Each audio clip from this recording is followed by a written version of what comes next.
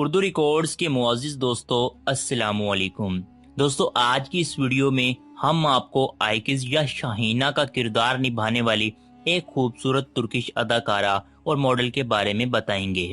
دراصل وہ اصل زندگی میں کون ہے اور کیا کرتی ہے۔ دوستو یہاں ایک طرف پاکستان میں ارطغرل ڈرامہ بے حد مقبول ہوا تو وہیں کچھ کپلز بھی بے حد پسند کیے گئے، جن میں ارطغرل اور حلیمہ اور نورگل اور شاہینہ شامل ہیں۔ ان کا اصل نام سباسی ہے۔ آج کی ہماری ویڈیو میں ہم آپ کو ان کی مکمل تفصیلات سے آگاہ کریں گے۔ تو دوستو ویڈیو کا آغاز کرنے سے پہلے میری تمام نئے آنے والے دوستوں سے گزارش ہے کہ ہمارے چینل کو سبسکرائب کرتے ہوئے ساتھ میں موجود بیل آئیکن کو ضرور دبائیے گا۔ دوستو آئیکز 21 فروری 1984 کو انقدہ میں پیدا ہوئی۔ انہوں نے اپنی ابتدائی تعلیم انقدہ سے ہی حاصل کی اور اعلیٰ تعلیم کی خاطر استنبول ہجرت کر گئیں، اور وہیں سے انہوں نے اپنے شوبز کریئر کا آغاز بھی کیا۔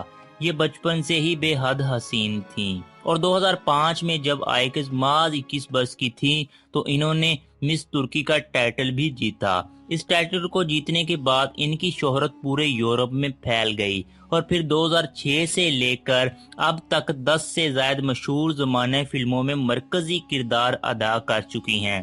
تاہم پاکستان میں ان کی شہرت ارطغرل غازی ڈرامے میں نورگل کی محبوبہ کے کردار کو نبھانے کی وجہ سے ہوئی، اور بعض لوگ تو ان کو اتنا چاہتے ہیں کہ ان کے مطابق حلیمہ سلطان کا کردار بھی ان کو نبھانا چاہیے تھا۔ آپ اس بارے میں کیا رائے رکھتے ہیں؟ کمنٹ میں ضرور بتائیے گا۔ اب اگر بات ہم آئیکز کی ہائٹ کی کریں تو ان کی ہائٹ 5 فٹ 10 انچ ہے، جبکہ ان کی آنکھوں کا رنگ بلیو ہے اور بالوں کا رنگ براؤن ہے۔